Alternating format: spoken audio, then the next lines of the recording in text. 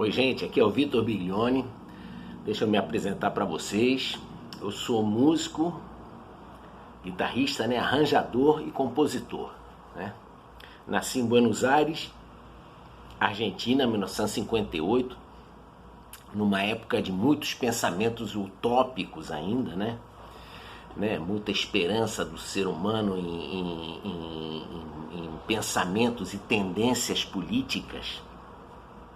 Então, logicamente, eu sou neto de ucranianos, uma espanhola, minha avó Maria de las Nieves Pereira de la Hoz, um italiano, que é o Pedro Paulo Biglione, que ficou sendo meu nome, o nome que eu fiquei conhecido, e dois judeus ucranianos de Odessa. Então, logicamente, esse caldo típico da América do Sul, ele ficou muito efervescente nesse final dos anos 50, começo dos 60. Então, meus pais jovens ainda, com cerca de 20, 21 anos, já as pessoas tinham filho muito cedo, se envolveram com política no Partido Comunista e começaram a ser perseguidos, pelas autoridades, pelos militares, pela polícia. O Partido Comunista era proibido na época, então começou essa perseguição. Eu dificilmente via meus pais em casa, dificilmente eles dormiam em casa, porque eles tinham que se esconder cada hora num lugar, então, até que passaram-se os anos. Em 1964 veio o golpe final, em que eles foram convidados a se retirar do país. Com seus filhos, já tinha minha irmã, a grande bailarina, professora Vera Alejandra, já tinha nascido também, minha irmã, já éramos duas crianças. E entramos no navio, um cargueiro francês, o Charles Tellier, para vir para o Brasil, convidados pela irmã da minha mãe Judite, a tia Ida, que era casada com um músico, meu tio Lucha. Olha como é que as coisas já vão se juntando, já vão se juntando com a profissão que eu acabei exercendo, Então desembarcamos no Porto de Santos, em 1964, e fomos muito bem acolhidos pela família, pela tia Ida, pelo tio Lucha, que eram pais do Cláudio Slon, um tremendo baterista, um baterista que tocou com Frank Sinatra, com Tom Jobim, com Sérgio Mendes, com a Sarah Vaughan, uma carreira espetacular. Então já se respirava música naquele ambiente. Em São Paulo, meus pais mudaram de ramo, eles se empregaram na Folha de São Paulo, para abandonar, não queriam mais que a família sofresse, com perseguições, e eles sem poder, e eles estando ausentes da nossa educação, Então eles se exilaram e dessa parte da política começaram a trabalhar na Folha de São Paulo. E a partir dali passamos a ter uma vida mais normal dentro da sociedade. O Brasil estava num momento pós-revolução de 64, alguns chamam de golpe, E daqui a pouco eu vou contar muito mais para vocês como é que isso continuou. Oi gente, então a partir de 1964, 65, já no Brasil, a família, os Biglione, meus pais com uma vida mais fora da política, começamos a nos adaptar a um novo país, Eu me adaptei, lógico, logo muito bem, Nós todos começamos a amar demais o nosso país, nosso Brasil, E muita música, por causa de toda uma família, meu tio violinista, de orquestra, fazendo 1000 gravações em São Paulo. Meu primo tinha acabado de ir para os Estados Unidos em 1965 com Walter Vanderlei. Então eu já respirava música. Eu já menino respirava música, já ia nos concertos, né, do Teatro Paramount em São Paulo, né, do Dois na Bossa, Elis Regina e Jair Rodrigues. Eu bem garoto já respirando todo esse ambiente musical espetacular da época.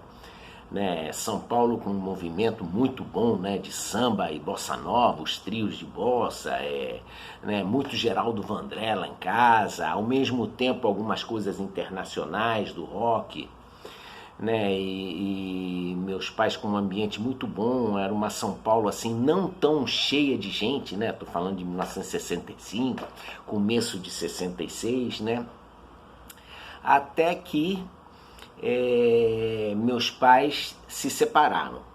Quando meus pais se separaram, o Abelardo e a Judite, saudosos, que Deus os tenha no céu, foi um momento difícil. Minha mãe veio para o Rio de Janeiro, veio morar no Rio de Janeiro, e eu fiquei em São Paulo com meu pai. Fiquei em São Paulo com meu pai e vivendo, estudando, né, no colégio normalmente. Meu pai já na indústria automobilística, trabalhando na Ford, né, na Ford Motors, né, em São Paulo, né, já tendo saído dessa parte de jornalismo, né, da Folha de São Paulo, já na Ford. E todo um ambiente muito bom, as amizades realmente muito boas, principalmente a parte musical eu devo ao ambiente da casa da minha tia Ida e do meu tio Luxo, os pais do Cláudio Slon, esse baterista, meu primo, que foi um grande baterista, né? Gravou o disco Wave, né? do Tom Jobim, o disco da Girafinha, espetacular.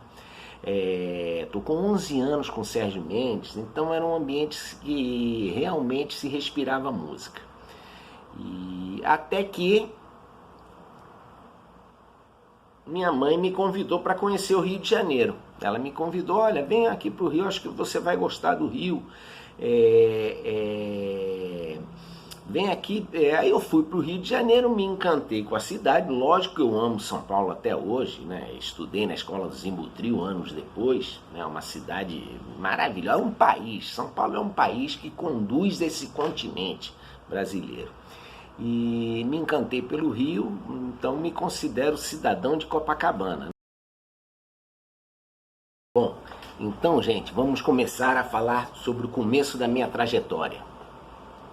Já no Rio de Janeiro, em Copacabana, na rua Sá Ferreira, em 1970, um amigo da minha mãe, né, um hippie, um hippie, assim, um mochileiro, né, tava viajando assim, sem rumo pela América Latina, tinha descido o rio Amazonas, tudo, passou uns dias lá em casa, tava com violão, me perguntou se eu tocava violão. Eu falei, não, eu só gostava de futebol e jogar botão, né? Se bem que minha mãe, educação russa, me obrigava a ler, eu tinha que ler, tinha que, né?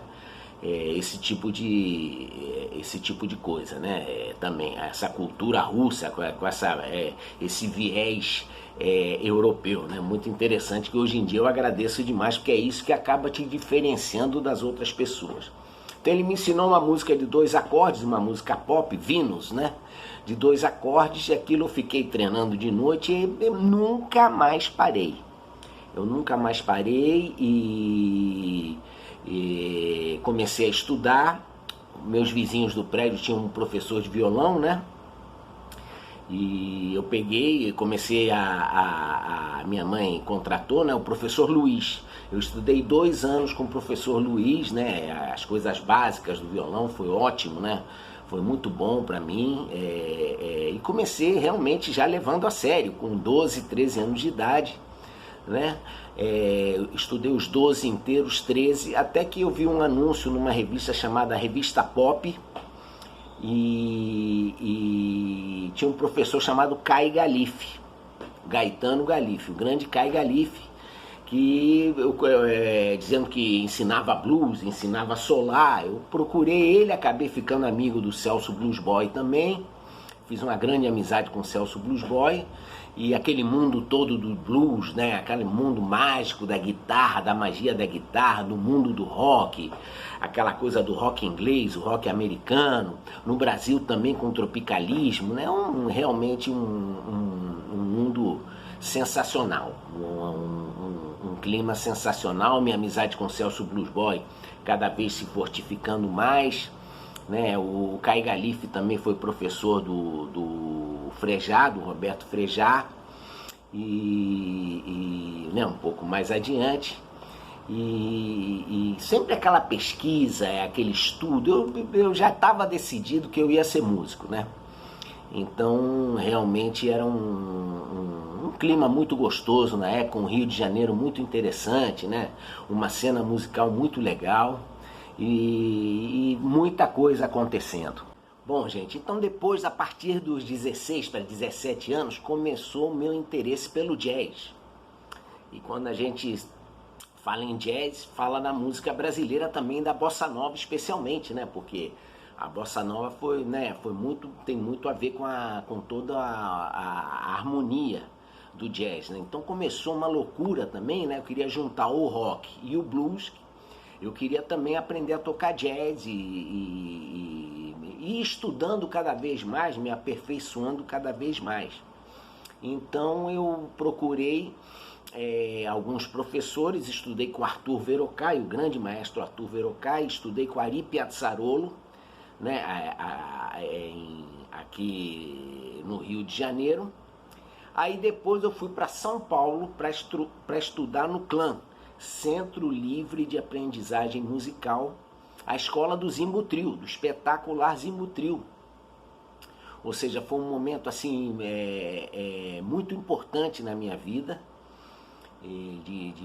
onde eu pude me aprofundar nos estudos harmônicos, né? Novas escalas, novas linguagens, ou seja, o mundo todo se abria para mim. E eu aos poucos já me profissionalizando. Eu já tocava em algumas bandas de rock, de blues, mas eu queria ser um músico completo. Eu aos poucos comecei a me profissionalizar, já a pegar alguns trabalhos, né? Sempre muito dedicado nos estudos. Então minha mãe viu que eu levava a sério e me ofereceu um summer, um curso de verão, um summer na Berklee School of Music. Fui para Berklee School of Music, fiquei 3 meses em Boston, convivi com músicos maravilhosos, com aquele ambiente de estudo acadêmico americano de música, seríssimo. E eu sabia do esforço que minha mãe tinha feito para pagar esse curso para mim. Hoje em dia, sem condições, está caríssima a Berklee School of Music, mas na época já era muito puxado, e minha mãe viu que eu estava levando a sério e fez muito esforço para me dar esse plus, né, esse estudo a mais. Eu já tinha estudado, já estava bem estudado, fora os livros que eu comprava, né? Então eu, com 19 anos, 1977, fui para Berklee. Fiquei esses 3 meses, aproveitei o máximo que eu podia. Aproveitei realmente o máximo que eu podia. Retornei para o Brasil, né? E o meu grande amigo, espetacular baterista, Alfredo Dias Gomes, me apresentou uma pessoa que modificou minha vida totalmente. O grande trompetista, maestro e arranjador, Márcio Montarroios. E ele gostou muito da minha maneira de tocar, da minha versatilidade, né? De como eu lidava com vários estilos, né? E começou realmente a me dar 1000 dicas de como trabalhar em conjunto, de como agir, né, no meio musical, até que me convidou para gravar com o Luiz Melodia, o disco Mico de Circo, em 1977. Foi o meu primeiro grande passo na música popular brasileira. Gente, a partir daí eu nunca mais parei. Nunca mais parei. Foram mais de 300 nomes na MPB, mais de 300 nomes da música brasileira. Uma trajetória linda, né? Uma trajetória realmente espetacular, acompanhando cantores, trabalhando em gravações, né? Então, isso foi me dando experiência e foi me dando cancha e a oportunidade de conviver com vários estilos, várias tendências. E cada vez surgiam mais, porque o fato de eu ser muito versátil, de eu tocar bossa nova, jazz, blues, frevo, samba, tudo, eu atraía muito a atenção dos cantores, que falavam, pô, vamos chamar o Vitor que ele resolve qualquer problema, não tem problema de estilo para ele. Então foi realmente uma trajetória sensacional dentro da música brasileira e começaram a aparecer as oportunidades internacionais. Então, a primeira oportunidade internacional surgiu em 1981 para gravar com um grande baterista do Collection, o John Heisman, né? Tinha gravado já com o John Mayall, com Eric Clapton, com a fina flor da música inglesa. Então gravei com ele A Night in the Sun, um disco histórico. E em 1982 o Rich, né, me fez uma surpresa que foi me convidar para gravar uma faixa dele com Steve Hackett, guitarrista do Genesis. Olha que maravilha, né? E começaram as viagens, fui para Israel com a Gal, para o Marrocos com a Beija-Flor, e para Argentina com Chico Buarque, Portugal, Espanha, até que em 1988 meu grande amigo, né, que eu comecei a tocar com ele em 84, Wagner Tiso, me chamou para tocar com Manhattan Transfer, conjunto nova-iorquino, americano espetacular, onde eu conquistei meu primeiro Grammy. E depois veio a parceria com Andy Summers do The Police e mil nomes, John Patitucci, Stanley Jordan, guitarrista. São mais de 35 nomes internacionais, nomes muito fortes, né? Veio a minha parceria com a Washburn, né? As guitarras Washburn norte-americanas. Passei aí para a Califórnia direto, né? Representando mundialmente essas guitarras. Veio a parceria com a Marshall, né, que me escolheu recentemente como representante da América do Sul. Ou seja, uma carreira também sem nunca ter morado fora do país. Isso aqui, né, porque eu falei, eu não aguento morar fora do Brasil. Sempre indo e voltando, comecei a fazer, né, são mais de 55 excursões internacionais, 23 países visitados, mais de 60 cidades. Ou seja, eu só tenho a agradecer a Deus por essa história, por tudo que eu vivi, pelos amigos que eu fiz, pelas culturas que eu conheci dentro da música, né? Hoje eu posso dizer que eu faço parte da história do rock and roll internacional, nacional e internacional, da bossa nova, né? O meu disco em parceria com Marcos Valle. Faço parte do jazz também, gravei com Lee Konitz, um dos criadores do cool jazz, né?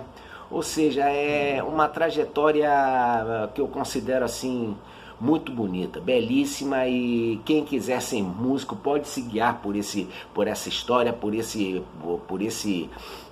caminho, que é o lance. Ninguém vai se arrepender, é realmente uma vida maravilhosa. Gente, um grande beijo para vocês e curtam as músicas. Fotografia, né, do Tom Jobim, e um abraço no Bonfá do João Gilberto, que eu estou tocando aqui para vocês. Beijo.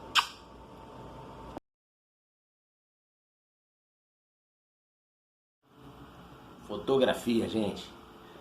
Essa deixamos gravados com o Andy no Splendid Brasil, nosso segundo CD, que também saiu no mundo todo.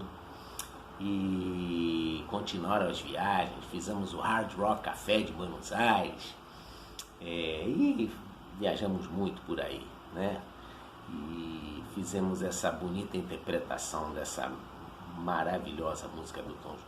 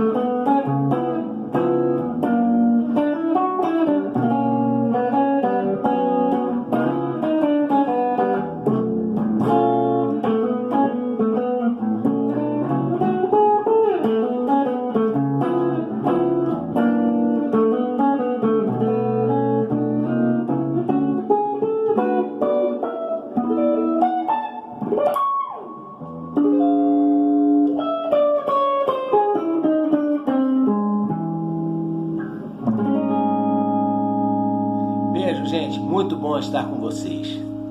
Estarei sempre. Olha, um abraço no Bonfá. Olha essa bossa nova linda, gente. Como é bonita a música brasileira.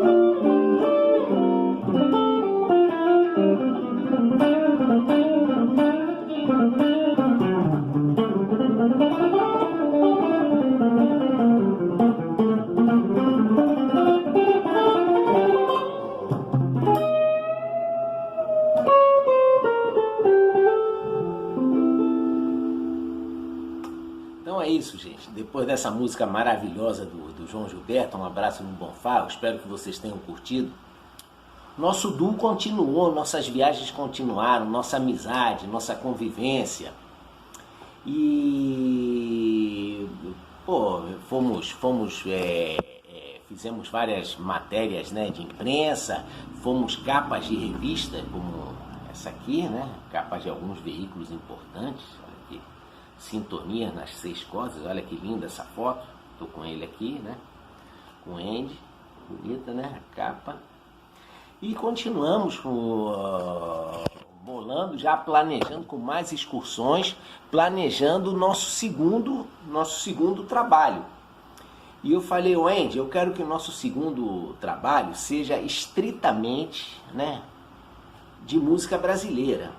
É muito importante para o mundo e para você, principalmente, para mim e para o mundo, que nós façamos um disco de arranjos dos grandes clássicos da MPB com compositores refinadíssimos, como Edu Lobo, Marcos Valle, Laurindo Almeida, Cartola, isso tudo está no disco.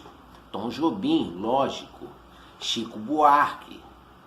Então, muito legal. Eu falei, pô, que legal. Em vez de eu pegar um astro internacional do rock e fazer ele tocar, ir lá tocar rock, tentar tocar o que eles tocam, embora eu saiba tocar rock, mas ir lá, eu vou trazer o cara para nossa praia, já que é um cara, isso aqui que é um cara culto, interessado na boa música, na boa cultura, eu vou puxar ele para nós, para nossa praia, vou fazer ele tocar música brasileira.